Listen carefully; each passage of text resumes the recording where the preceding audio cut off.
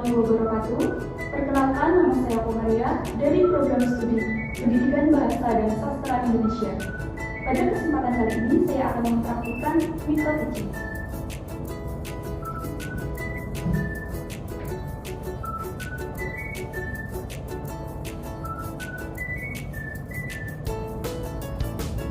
Assalamualaikum warahmatullahi wabarakatuh. Waalaikumsalam warahmatullahi wabarakatuh. Sugeng enjing anak-anak, apa kabarnya hari ini? Baik, Bu. Baik ya, anak-anak, sebelum kita mulai pembelajaran silakan dicek terlebih dahulu apakah masih ada sampah di atas meja atau di dalam laci. Jika masih ada sampah, silakan bisa dibuang ke tempatnya. Saya berikan waktu 1 menit. Baik, anak-anak, sebelum kita mulai pembelajaran pada pagi hari ini, alangkah baiknya kita berdoa terlebih dahulu. Untuk ketua kelas bisa memimpin doa terlebih dahulu. Mbak Indah bisa dipimpin doa. Berdoa dimulai. Selesai. Baik. Anak-anak, sebelum kita memasuki pembelajaran, Ibu presensi dulu ya. Ya. Natasha, Hadir, Bu. Orisa, Hadir, Bu. Indah, Hadir, Bu. baik hadir semua ya. Anak-anak, Ibu ingatkan kembali terkait dengan budaya Jogja, yaitu jika kalian nanti di presensi atau saat kalian ingin mengajukan pertanyaan, silakan gunakan jari jempol untuk diangkat seperti ini. Bisa dipraktikkan? Bisa, Bu. Baik. Anak-anak, seperti kesepakatan kita bersama, jika ada kelas Ibu untuk alat digital seperti laptop atau HP itu digunakan saat dibutuhkan saja ya. Baik, Bu. Nah, sekarang sebelum memulai pembelajaran, ayo kita peregangan dulu, berdiri dulu ya, berdiri dulu. Nah, sekarang bisa ini saja agak meregang. Nah, sekarang ikuti dulu ya, kepala, pundak, lutut, kaki.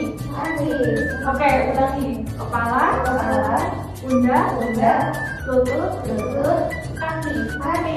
Oke, sekarang permainannya seperti ini. Ikuti kata ibu, bukan gerakan ibu. Oke, bisa dimengerti? Jika ibu berkata kepala, maka bilang kepala. Oke, nanti jika ada yang salah, kita berikan hadiah ya. Oke, sekarang kita mulai. Kepala, pundak, lutut, kaki, lutut, kepala, lutut, kepala, kaki. Oke, betul semua. Silakan duduk kembali. Anak-anak, pada pertemuan sebelumnya kita sudah mempelajari materi apa ya? Apakah masih ada yang ingat? Drama.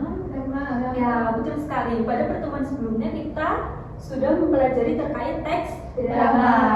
Nah, untuk pertemuan kali ini apakah ada yang tahu kita akan belajar apa? Apa ya, Bu? Belum tahu. Belum tahu. Iya. Baik, Ibu sampaikan dulu. Anak-anak, pada pertemuan kali ini Ibu akan menyampaikan terkait dengan materi karya tulis ilmiah. Sebelum kita masuk ke materi, Ibu sampaikan dulu terkait dengan capaian pembelajaran. Untuk capaian pembelajarannya, yang pertama, murid mampu menulis teks ilmiah dalam konteks akademis dengan memperhatikan struktur penulisan, kemudian kaidah kebahasaan, serta penggunaan data dan sumber informasi yang relevan secara logis dan sistematis. Kemudian untuk yang kedua, yaitu murid mampu menyajikan karya tulis ilmiah secara lisan maupun melalui media digital dengan menjunjung tinggi etika, akademik, dan kejujuran ilmiah. Yang selanjutnya yaitu tujuan pembelajaran. Untuk tujuan pembelajarannya ada 2. Yang pertama menjelaskan definisi, tujuan, manfaat, jenis dan bentuk, serta ragam bahasa karya tulis ilmiah. Kemudian yang kedua, mengenal dan memahami struktur karya tulis ilmiah. Jadi anak-anak, nanti keluaran kita itu akan menulis sebuah karya tulis ilmiah. Jadi nanti ibu akan mewajibkan satu anak untuk menulis satu karya tulis ilmiah seperti itu. Nah, sekarang sebelum kita bahas terkait dengan materi, anak-anak bisa berbagi cerita dulu ya. Nah, bawa HP semua? Bawa. Silakan boleh dikeluarkan, di scan barcode ini.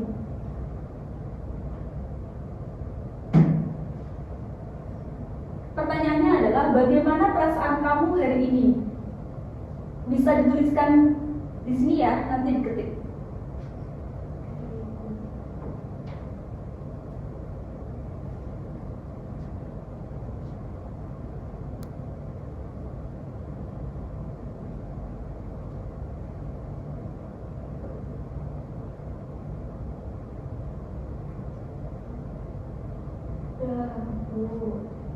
Sudah. Yang kedua. Siapa yang belum? Sudah Ibu. Sudah semua ya. Alhamdulillah hari ini ada yang bahagia, ada yang sedikit sedih. Siapa ini yang sedikit sedih? Saya. Indah, kenapa? Kenapa kamu sedih? Soalnya saya sedang nggak enak tenggorokannya, jadi kurang nyaman untuk beraktivitas Bu. Oh. Minum es terus Bu. Indah minum es terus? Iya. Oh, no, Indah, nggak boleh ya. Nggak boleh minum es terus. Ya Bu. Oh iya, anak-anak ini siapa yang menuliskan bahagia? Saya. Arisa, kenapa? Hari ini saya bahagia karena saya ada di pelajarannya Bu Komaria. Wah, alhamdulillah. Ini yang senang siapa? Saya. Mbak Natasha. Kenapa Mbak Natasha senang hari ini? Karena hari ini nanti setelah pulang sekolah saya mau ke mall Bu.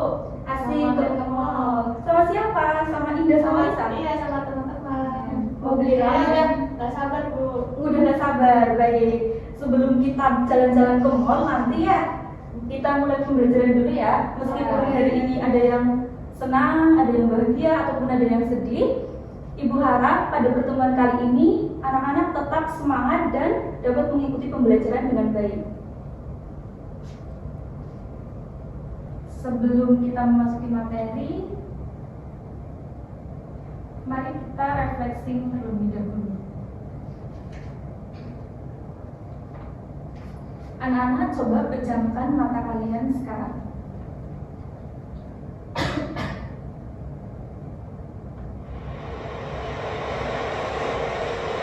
Bayangkan kalian sedang berjalan menyusuri pantai saat pagi.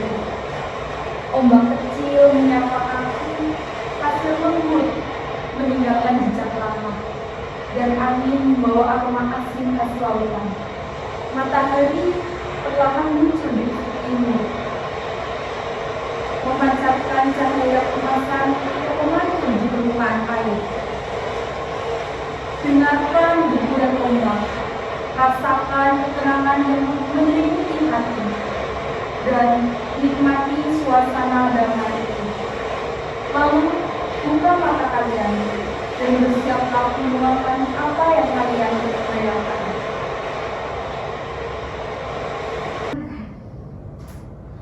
Anak-anak, setelah kalian mendengarkan deburan ombak melalui suara, sekarang Ibu ingin tahu apa yang kalian bayangkan ketika berada di pantai. Coba Mbak Anissa, ketika berada di pantai, apakah akan langsung bermain dengan air atau akan bermain pasir membuat sebuah istana? Kalau saya biasanya enggak sih Bu, kayak dilihat dulu gitu. Terus nanti kalau udah mood baru deh main air atau main tanah. Oh baik. Kalau Mbak Natasha? Kalau saya lebih suka duduk dulu menikmati pemandangan sambil mendengarkan suara ombak, suara angin, terus melihat orang-orang yang sedang menikmati suasana pantai juga. Begitu Ibu. Ya berarti Mbak Natasha lebih senang untuk menikmati suasana di pantainya ya. Kalau Mbak Indah bagaimana? Kalau saya akan langsung memasukkan kaki ke air, merasakan air pantai, dan menikmati udara serta suara ombak-ombak. Baik, Mbak Indra juga suka ya langsung dengan bermain dengan air, kemudian menikmati suasana pantainya. Baik, anak-anak, kita akan menyaksikan video kerusakan alam. Silakan diamati dan diperhatikan apa saja kerusakan yang terjadi di alam kita.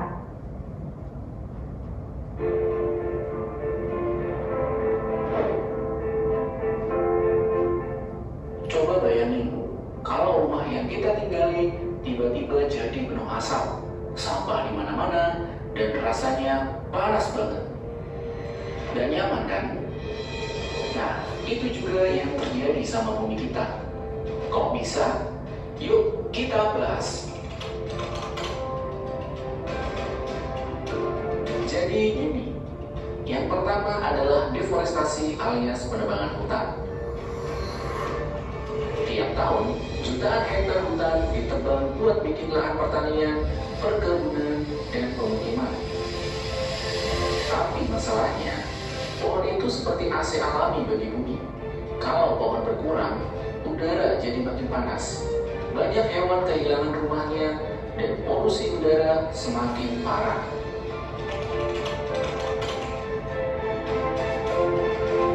Polusi udara ini juga nggak main-main.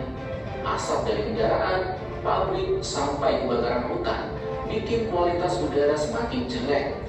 Hasilnya, bumi semakin panas, es di kutub mencair, dan cuaca semakin gak karuan. Kalian pernah merasa hari-hari semakin panas? Itu salah satu dampaknya.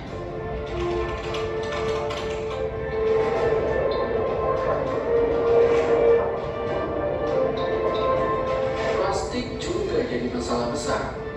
Tiap tahun ada sekitar 8 juta ton plastik yang nyasar ke laut. Plastik adalah sampah yang susah terurai, bisa bertahan ratusan tahun dan berbahaya buat hewan laut. Dan cuma itu, mikroplastik juga bisa masuk ke makanan kita. Jadi, tanpa sadar kita ikut makan plastik.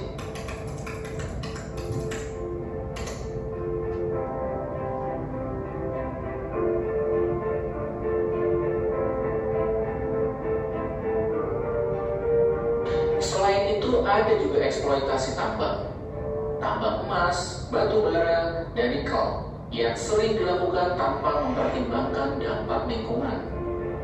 Akibatnya, hutan gundul, tanah rusak, sungai tercemar, dan masyarakat sekitar kehilangan lahan mereka. Tambang memang penting buat ekonomi, tapi kalau nggak diatur dengan baik, malah jadi bencana.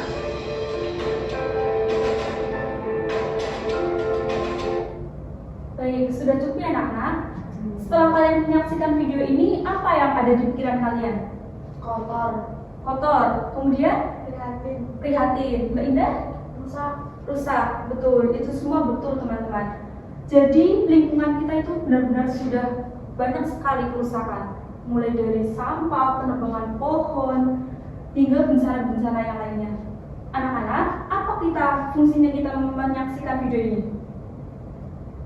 Ada yang tahu? Ya, kita sadar Bu untuk menjaga lingkungan. Ya, betul. Biar kita sadar untuk menjaga lingkungan. Bagaimana peran kita untuk bisa bermanfaat menjaga lingkungan? Ada yang tahu? Silakan. Siapa yang mau jawab? Langkah kecilnya bisa dengan kita menjaga kebersihan, buang sampah pada tempatnya, tidak menebang pohon sembarangan. Terus kalau untuk yang langkah besar, mungkin kita bisa tuangkan ke karya tulis gitu Bu, biar yang lain juga bisa baca. Jadi nanti mereka juga sadar gitu, sadar kalau oh alam itu penting gitu. Betul sekali, beri tepuk tangan untuk Arisa. Ya, jadi Ibu menayangkan ini salah satu manfaatnya adalah agar kalian sadar bahwa lingkungan kita perlu diperbaiki. Salah satu kontribusinya, teman-teman bisa menuliskan sebuah karya tulis ilmiah. Nah, sebelum memasuki karya tulis ilmiah, teman-teman di sini ada tidak di lingkungan sekitar teman-teman yang mengalami kerusakan? Seperti mungkin ada sampah di dekat kos atau sampah di dekat rumah, ada tidak? Ada. Selain itu ada apa lagi? Ada masalah apa lagi? Polusi. Polusi. Baik. anak-anak. Jadi pada kali ini kita akan bahas materi karya tulis ilmiah.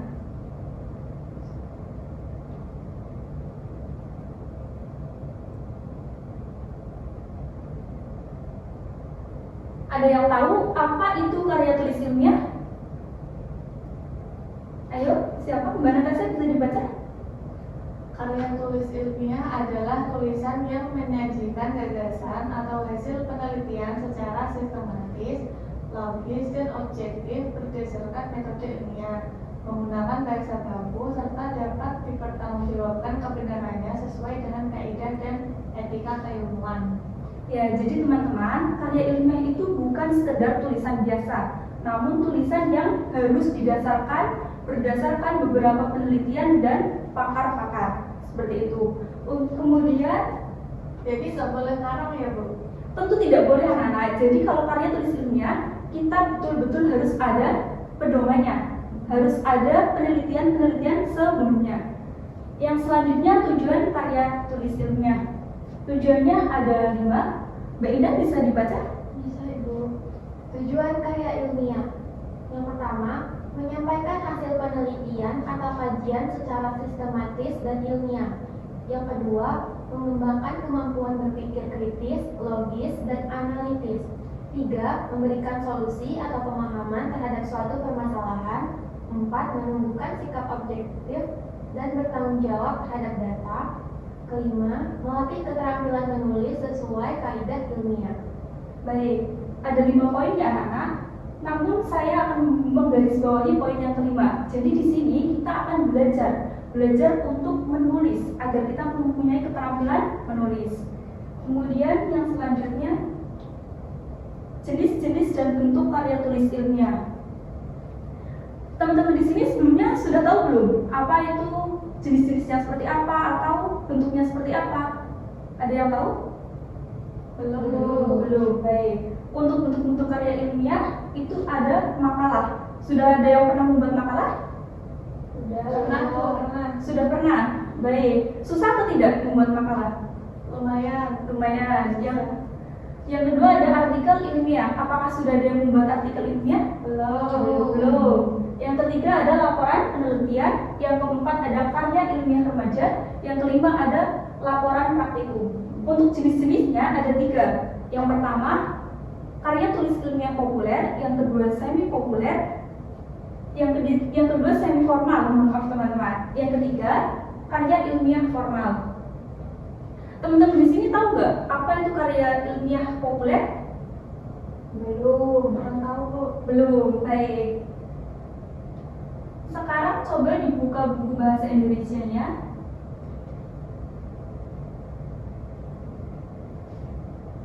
Ada bawa HP semua? Bawa. Di buku bahasa Indonesia ada sebuah karya ilmiah yang berjudul Status Kondisi Terumbu Karang di Teluk Ambon. Anak-anak, pada kesempatan kali ini Ibu ingin kalian membaca terlebih dahulu karya tulis ilmiah ini. Kemudian nanti Ibu ingin kalian berkelompok dan mengerjakan tabel yang ada di bawahnya.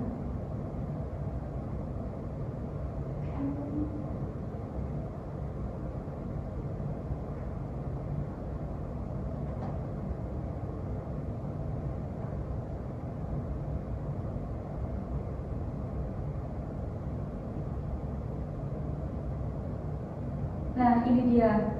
Teman-teman nanti bisa dikerjakan untuk tabel bagian karya ilmiah dan isi muatan pada bagian karya ilmiah. Jadi ini untuk isi atau muatannya teman-teman bisa tuliskan saja paragrafnya. Terdapat di paragraf berapa seperti itu.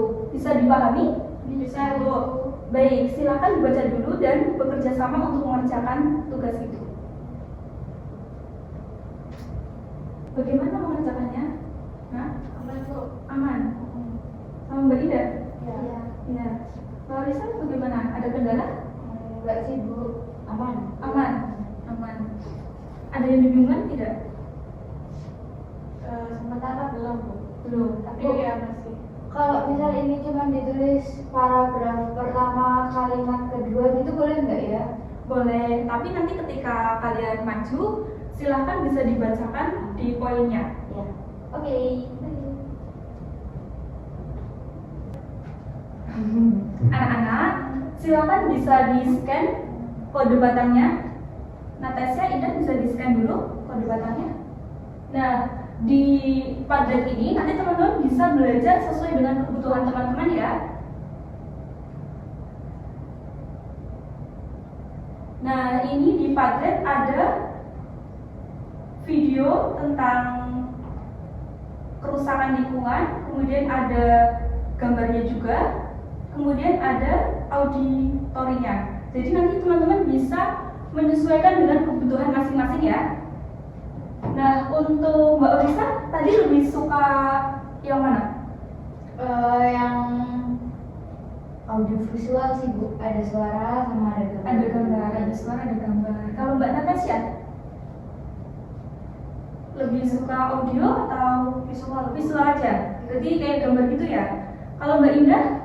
Saya lebih suka audio visual juga Bu. Oh, berarti sama ya kayak Mbak Orisa. Baik. Sama. Baik anak-anak, sudah selesai ya diskusinya? Sudah. Sudah. Sekarang Ibu ingin salah satu di antara kalian untuk menyampaikan apa yang kalian dapatkan kesimpulan dari membaca artikel ilmiah tadi. Silakan, siapa yang mau maju? Saya bawa catatan boleh Bu? Boleh, silakan. Ya, jadi teman-teman dan Bu Komaria, saya akan membacakan kesimpulan dari apa yang sudah saya pelajari tadi. Kesimpulannya adalah kondisi karang di Teluk Ambon tahun 2015 itu berada dalam kategori sedang rata-rata. Karang hidup 31,43%, kemudian ada penurunan persentase karang hidup terjadi di 5 stasiun, yaitu Stasiun Hatif Besar, Stasiun Poloka, Stasiun Kota Jawa, Stasiun Halong, dan Stasiun Hunut. Terima kasih. Baik, beri tepuk tangan untuk Mbak Risa. Baik, anak-anak, setelah kita mempelajari materi karya ilmiah, tadi terkait dengan apa judulnya? Status kondisi terumbu karang di Teluk Ambon. Nah, anak-anak untuk tugasnya silakan bisa di-upload ya, diunggah di Padlet. Silakan nanti bisa diunggah di sini.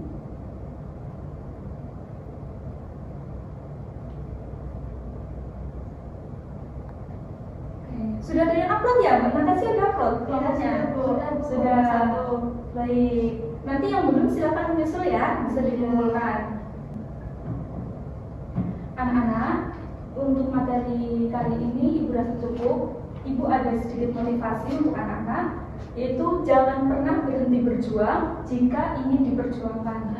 Ini maksudnya adalah kita sebagai manusia tidak boleh berhenti berjuang untuk segala mimpi-mimpi kita. Karena jika kita ingin diperjuangkan oleh semesta, kita harus berjuang juga. Seperti itu.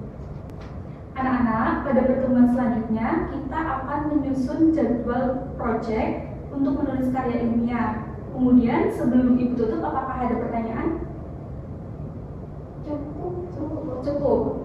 Nanti jika masih ada pertanyaan, kalian boleh menghubungi Ibu atau bertemu Ibu di ruang guru. Seperti itu. Anak-anak, demikian pertemuan kita pada pagi hari ini. Jika ada tutur kata maupun sikap Ibu yang kurang berkenan di hati anak-anak, Ibu mohon maaf yang setulus-tulusnya. Wassalamualaikum warahmatullahi wabarakatuh. Waalaikumsalam warahmatullahi wabarakatuh. Terima kasih. Terima kasih Bu. Demikian praktik mikroteaching yang dapat saya lakukan. Kurang lebihnya mohon maaf. Wassalamualaikum warahmatullahi wabarakatuh.